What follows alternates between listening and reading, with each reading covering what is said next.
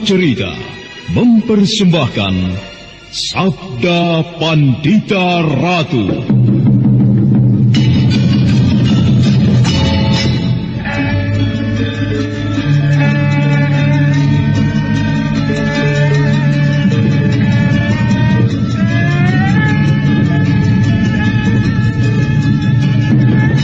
Kureguk anggur Mahadewa, kucicipi madu sabdanya. Bumi kuremas dalam genggamanku, matahari dan rembulan kutelan dalam perutku. Apakah mungkin aku akan menjadi bunga yang bisa kau petik dan kau sunting? Sementara jika layu, akan kau campakkan begitu saja, seperti cermin retak yang tak berharga.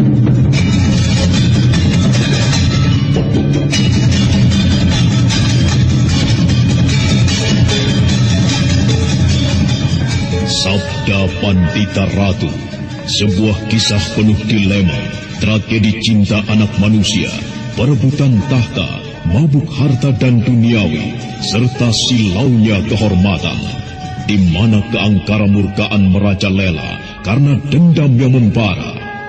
Kisah ini berlatar belakang berdirinya Singasari. Ken Arok, dialah pemuda yang merekuk pahit getirnya kehidupan. Namun sebenarnya, dialah yang harus melaksanakan sabda-sabdanya. Perjalanan sengsaranya adalah awal untuk meraih keberhasilan, untuk menuju kejayaannya di saat Singasari berdiri. Apakah cita-citamu itu, Kenomang? Aku ingin mengubah nasibku. Aku bosan dengan kehidupanku selama ini yang terlunta-lunta, akrab dalam pelukan kemelaratan. Kadangkala aku berangan-angan, aku adalah seorang istri dari Patih.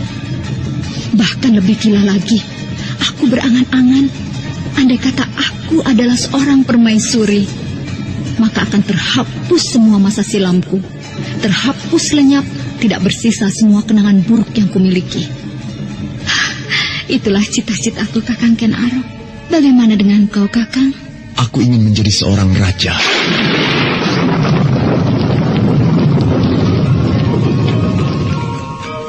Sabda Pandita Ratu. Naskah ditulis oleh Pondra Swasti Langit, diolah oleh Agung Bahrodi, didukung oleh artis-artis terkemuka Ferry Fadli, Eli Ermawati, M. Abud, Ivone Rose, dan lain-lain. Teknik dan montase Ibing Arifin, dengan sutradara Dian Pertiwi.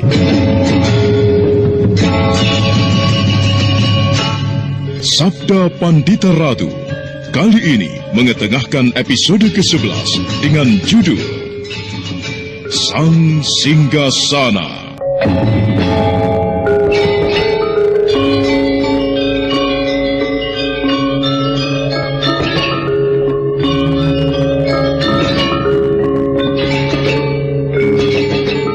Dalam seri ke-321 ini, dengan para pemain M. Abud sebagai Ken Arok, Eli Ermawati sebagai Ken Dedes, Edi Dosa sebagai Kebo Ijo, Rusli sebagai Tunggul Amatung, dan Asdi Suhastra, pengantar cerita.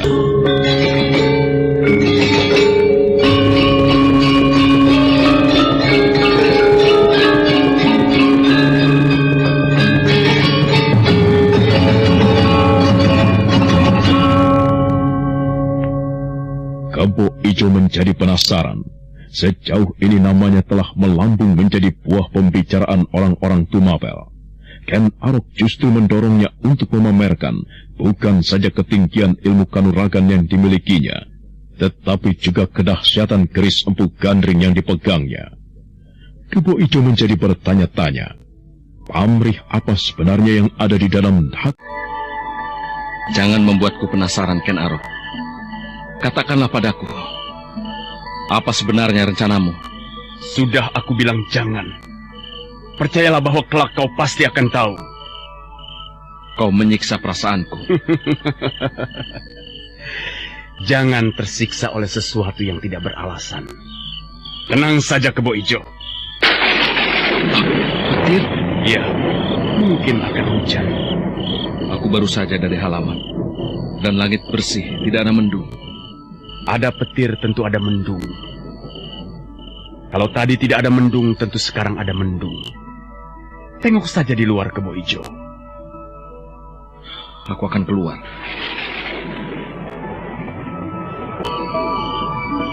Bagaimana? Aneh sekali. Apanya yang aneh? Rasanya belum lama aku masuk ke dalam rumah. Tetapi sekarang mendung sudah menebar tebal seperti itu. Apanya yang aneh kalau di atas sana angin bertiup kencang Kebo Ijo? Rasanya tidak wajar. Udara agak hangat lagi.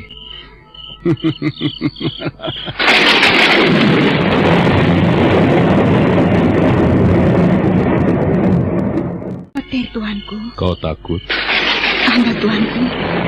Hamba takut. Mungkin akan turun hujan, Kendedes. Tidak usah takut. Petir itu hanya mengerikan suaranya. Dan tempat-tempat yang tinggi saja yang menjadi sasarannya. Sudah, tidurlah. Hamba sulit tidur, Tuanku. Mengapa? Hamba tidak tahu. Hamba hanya merasakan firasat aneh. Firasat yang tidak sewajarnya. Kau hanya terkejut oleh ledakan petir itu, Kendedes. Lupakanlah dan tidurlah. Jangan pikirkan apapun. Tidak akan terjadi apa-apa. Tidak apa-apa, hanya petir. Tenangkan hatimu, Kendedes. Hamba takut. Peluklah hamba, Tuanku. Baik. Aku ayomi kau, Kendedes. Jangan takut pada apapun.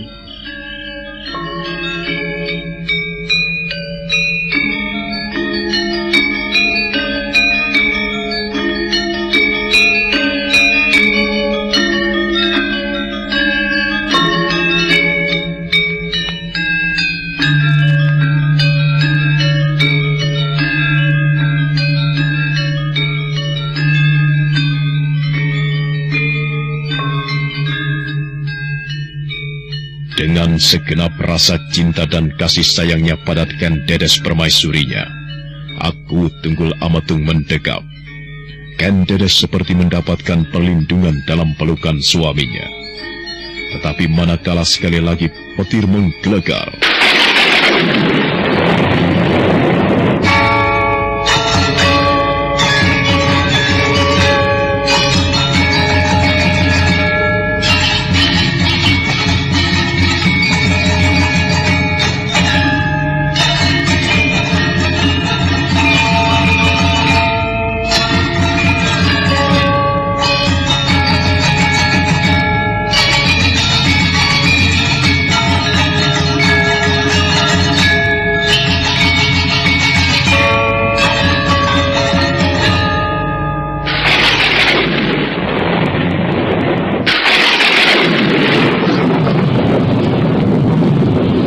hujan deras, badai angin ribut. Para dewa telah memberitahu aku. Inilah saatnya. Kebo Ijo. Maafkanlah aku. Engkaulah sang batu loncatan yang aku butuhkan. Apa yang kau alami adalah bagian dari takdir. Semua kehendak dewa. Hujan deras. Kinilah saatnya. Aku harus bertindak. Ken Arok bersedekap dengan kedua tangan terlipat di depan dada. Udara yang dingin di dalam rumah bagai dialiri oleh kekuatan aneh yang kasat mata. Kekuatan yang membuat Kebo Ijo yang lelap menjadi semakin lelap. Sempurna dalam menggapai mimpi-mimpi. Ken Arok segera melolos keris Empu Gandring yang meski tidur, namun Kebo Ijo tetap mengenakannya. Keris Empu Gandring. Keris yang maha dahsyat. Kini tibalah saatnya engkau tunjukkan kedahsyatanmu. Ken Arok yang telah mengambil keris Empu Gandring tanpa warangkanya bergegas membuka pintu dan berjalan menembus lebatnya hutan. Ken Arok tidak peduli dengan curah air deras yang mengguyur tubuhnya, tidak peduli dengan badai yang menerpanya. Dia melangkah dengan ayunan kaki yang mantap tanpa secuil pun keraguan dan kebimbangan.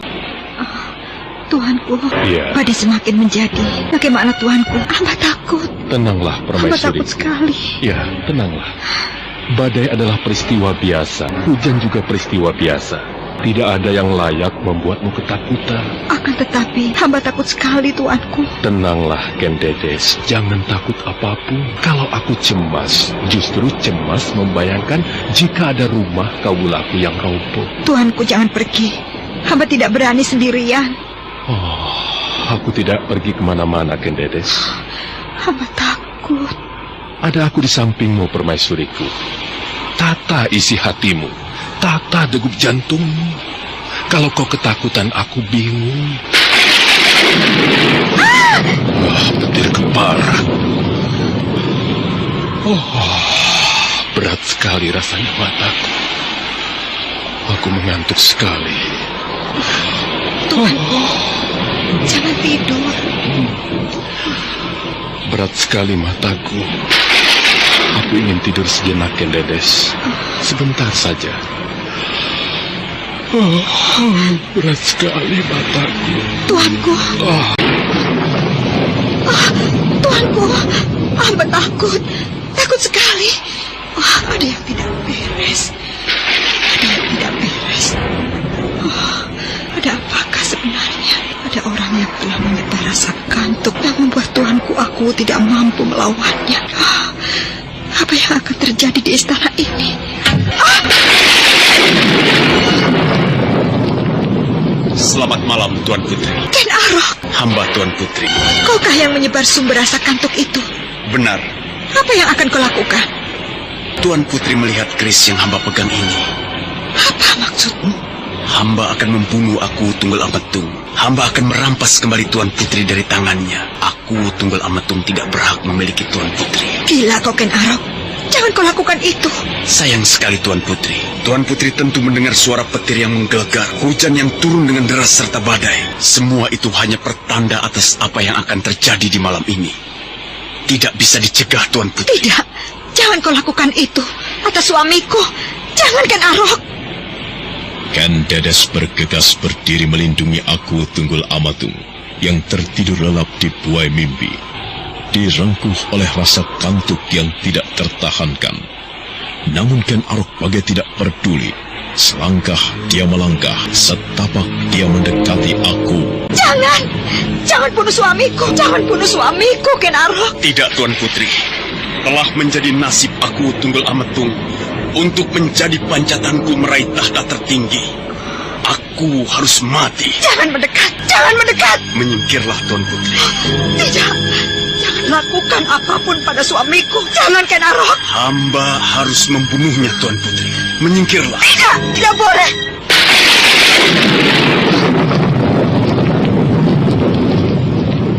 Sekali lagi Ken Arok melangkah mendekat, tetapi Ken Dedes merentangkan kedua tangannya menghalang-halangi. Namun Ken Arok sudah mata gelap. Disambarnya tangan Ken Dedes dengan kasar dan dengan sekali putar.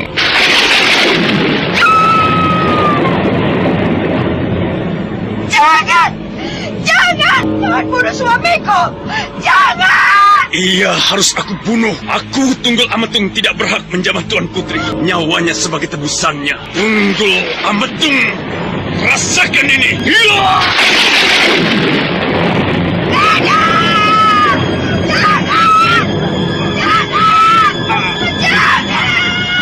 Terjadilah apa yang harus terjadi, sebagaimana tercatat dalam prasasti dan pupuh-pupuh pada kitab sejarah. Aku Tunggul Amatung tewas di tangan Ken Arok. Keris buatan Empu Gandring telah menghunjam ke dadanya, menggapai jantungnya, dan kemudian menghentikan napasnya. Bagai orang gila, Ken Dedes menjerit sejadi-jadinya. Namun hujan yang turun deras menyebabkan teriakannya tidak terdengar dari regol penjaga. Andai kata terdengar sekalipun, tidak ada gunanya, karena kekuatan sirap yang disebar oleh Ken Arok telah membuat para prajurit bergelimpangan dalam tidur yang tak terlawan.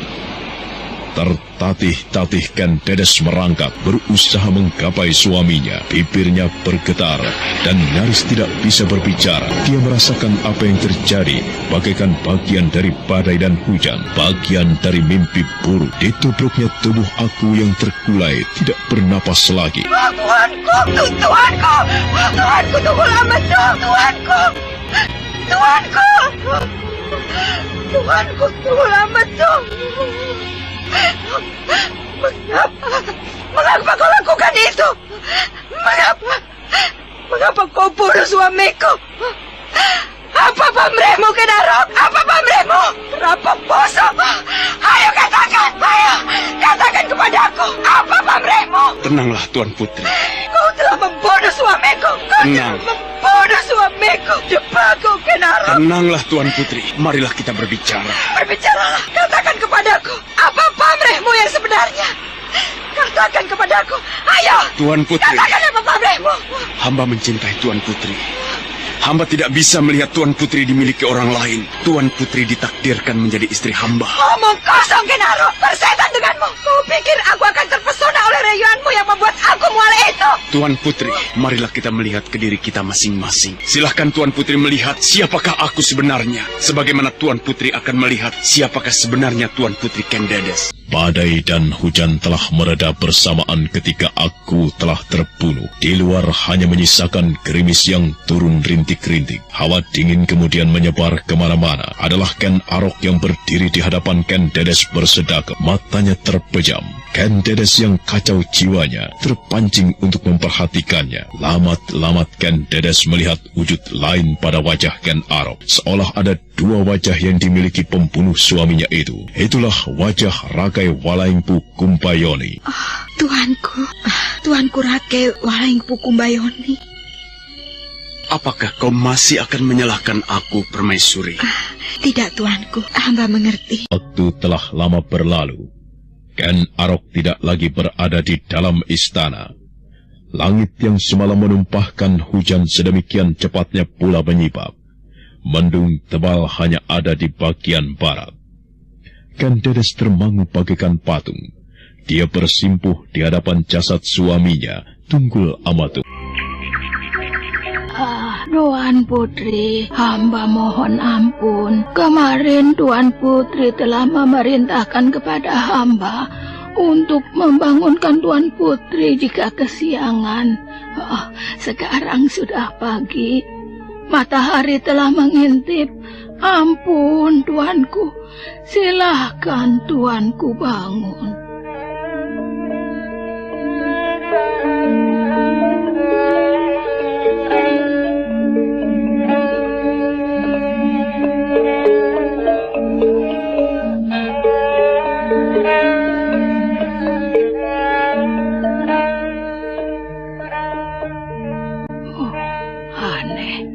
Tidak biasanya tuanku Akuwu dan Permaisuri terlambat bangun seperti saat sekarang ini.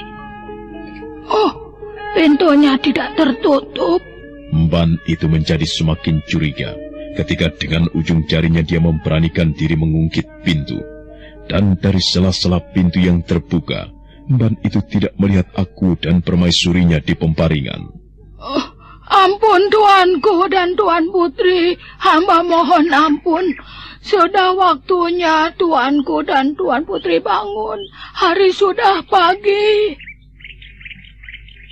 Oh alah, tidak ada jawaban.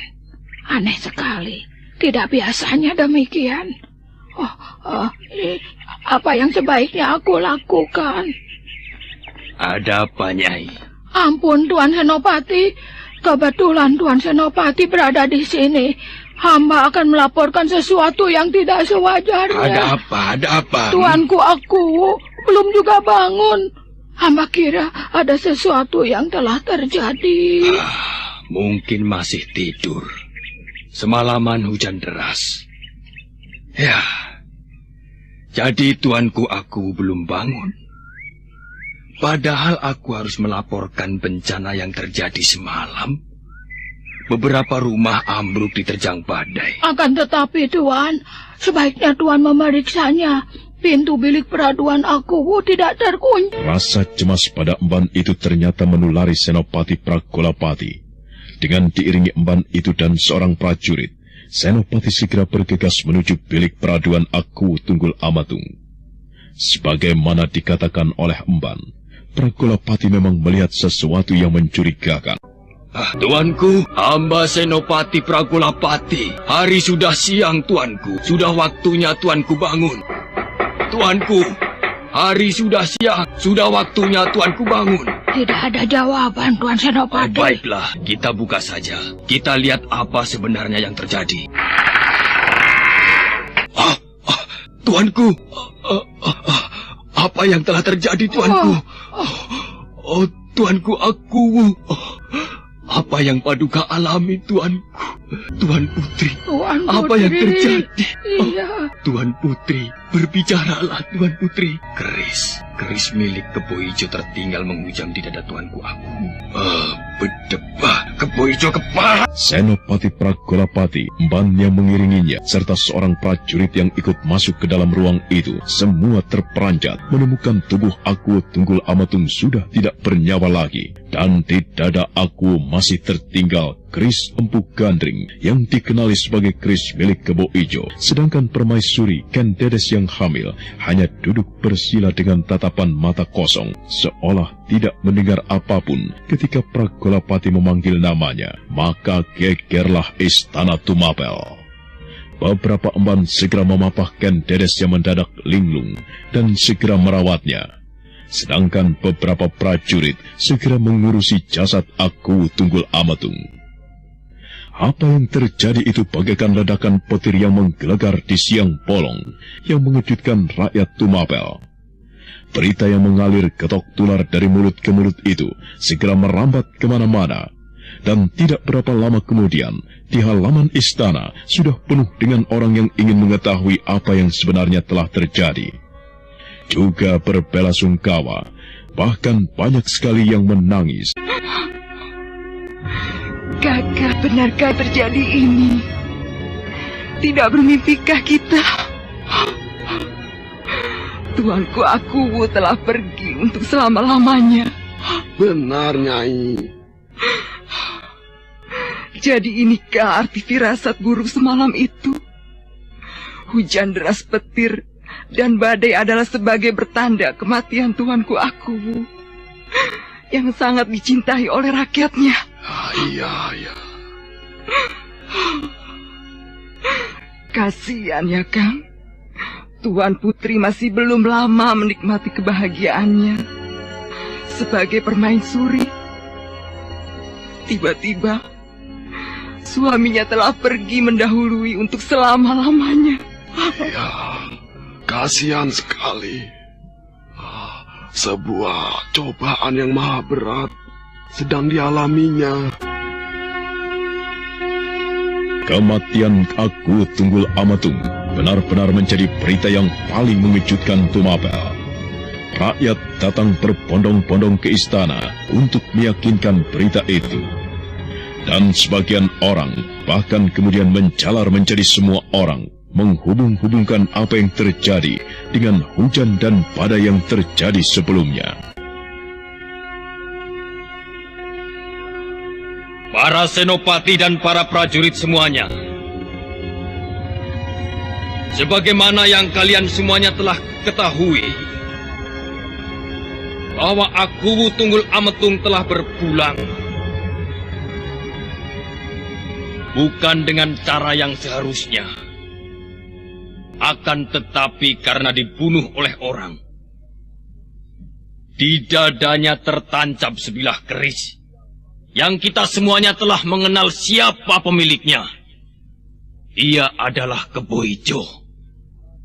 Oleh karena itu, para senopati dan prajurit, aku mengambil gagasan untuk mengumpulkan kita semua adalah untuk menyeret Kebo Ijo. Aku membutuhkan kalian yang berjumlah cukup banyak ini adalah untuk menjaga kemungkinan Kebo Ijo melakukan perlawanan. Mengerti? Mengerti. Baiklah. Ayo kita berangkat. Ambil kuda masing-masing. Kita harus berangkat cepat. Jangan sampai Kebo Ijo minggat. Jika ternyata Kebo Ijo tidak ada di rumahnya, kita aduk seluruh Tumapel untuk menemukannya. Biar ia bersembunyi di liang semut sekalipun, harus kita temukan. Berangkat! Kuda-kuda banyak sekali mengepung rumah. Siapa mereka? Prajurit-prajurit Tumapel mengepung rumahku. Ada apa? Mau apa mereka mengepung rumah? Kebo Ijo! Keluar kau! Keluar kau, Kebo Ijo! Keluar! Cepat! Itu suara Senopati Pragolapati. Ayo keluar, Kebo Ijo! Jika kau tidak mau keluar, apa kau lebih senang rumahmu kami bakar? Dan kau akan terpanggang di dalam situ. Keluar! Gila. Kebo Ijo yang masih merasa belum jernih pikirannya terhuyung-huyung dari tempat tidurnya sambil meneleng-nelengkan kepalanya. Dia segera membuka pintu dan bergegas ke halaman. Dia melihat ternyata banyak sekali prajurit berkuda dengan pedang dan tombak terhunus telah mengepungnya. Kebo Ijo menebarkan pandangan matanya. Ada apa? Ada apa ini? Jangan berpura-pura tidak tahu, Kebo Ijo Keparat. Apa maksudmu? Jangan melawan. Dan sekarang juga ikut kami ke Istana Pakuwon. Untuk apa ke sana? Dan mengapa kau marah-marah begitu, Pragolapati? Jangan berpura-pura tidak tahu, Kebo Ijo. Lihat di sekitarmu, lihat. Meski kau mempunyai kemampuan kanuragan yang mengejutkan, apakah kau akan mampu menghadapi kami semuanya? Sementara menghadapi aku, kau kewalahan. Aku jadi tidak mengerti. Untuk apa kalian mengepung rumahku dan bermaksud menyeretku ke istana? Jika aku menghendaki aku menghadap, beginikah caranya memanggil Kebo Ijo? Jangan banyak bicara. Kalau aku tidak boleh bicara, apa yang harus aku lakukan? Ikut kami ke istana. Dan kau tidak boleh naik kuda. Kau harus berlari bagaikan pesakitan. Gila. Tidak. Aku tidak mau. Aku tidak merasa bersalah. Mengapa aku harus melakukan itu? Kebo Ijo, apakah kau menghendaki kami melakukan cara kekerasan? Lihat semua pedang-pedang telanjang yang mengepungmu. Sekali menggerakkan tanganku sebagai aba-aba perintah, mereka akan meranjammu. Gila. Itu perbuatan sewenang-wenang namanya. Aku tidak mau bertele-tele, Kebo Ijo. Cepat pilih. Berlari menuju ke istana atau kau akan mati di sini. Senopati Pragolapati, kau terlalu meremehkan aku. Kau menganggap aku seolah-olah debu yang tidak berharga atau tengu yang tidak bisa melawan. Aku bukan binatang tengu. Akan tetapi aku Kebo Ijo yang tidak mau diperlakukan semacam itu. Baik, baik. Tangkap dia, kawan-kawan! Seret ke istana! Gila. Apa sebenarnya yang telah terjadi? Serang! Terpaksa aku harus melawan.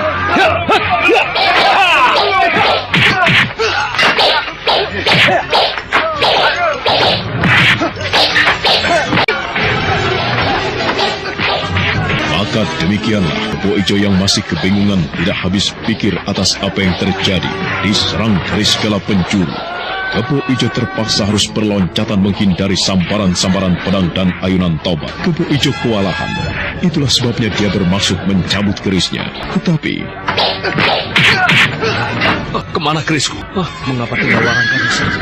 Kemana kerisku? Gila, kemana kerisku? Jangan berpura-pura, Kebo Ijo. Menyerahlah untuk kami seret ke Istana Tumapel. Dan kau harus mempertanggungjawabkan perbuatanmu. Perbuatan apa? Perbuatan gila! Awas!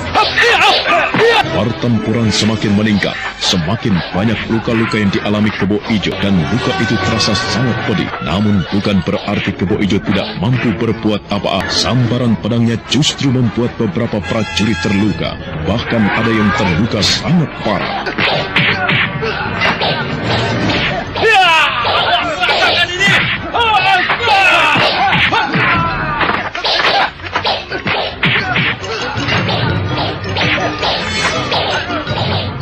Kebo Ijo ternyata menjadi sangat kewalahan. Apalagi Senopati Pragolapati terus menyerangnya, beruntun dan gencar.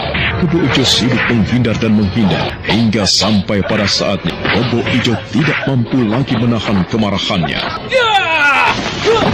Berdebah keparat, iblis laknat.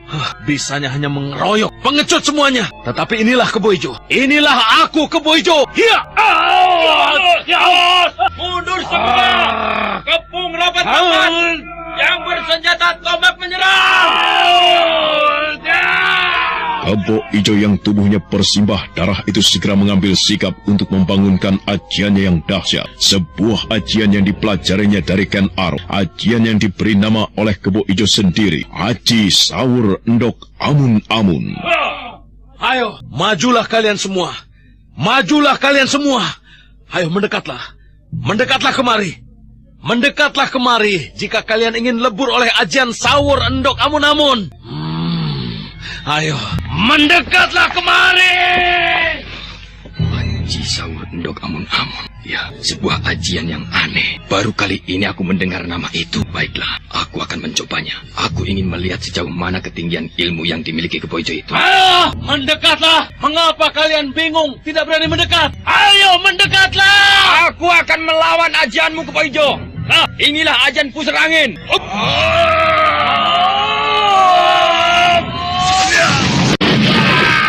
Bagaikan menyaksikan sebuah tontonan yang langka, para senopati dan prajurit memperhatikan apa yang terjadi dengan seksama. Kebo Ijo telah mempersiapkan ajiannya dengan sebaik-baiknya. Tangan kanannya yang terkepal teracung ke atas, siap melontarkan kekuatan yang maha dahsyat. Sebaliknya, Senopati Pragolapati yang menyimpan dendam setinggi langit pada Kebo Ijo telah siap pula melontarkan ajian pusar angin. Maka tiba-tiba saja angin bergerak mengelilingi tubuhnya, membuat pakaiannya berkibar-kibar, dan serentak keduanya kemudian meloncat. Akibatnya sungguh benar-benar dahsyat. Senopati Pragolapati yang meloncat dengan diselubungi pusaran angin itu terpental ke belakang dan tidak sadarkan diri. Sebaliknya Kebo Ijo terhuyung-huyung ke belakang dan kemudian jatuh terduduk. Meski tidak pingsan, tetapi telah terkuras habis tenaganya. Beberapa prajurit bergerak cepat dan ujung-ujung tombak melekat. Kebo Ijo hanya bisa mengumpat. Saudara pendengar, untuk mengetahui jawabannya, ikutilah kelanjutan kisah ini dalam seri berikutnya. Sampai jumpa.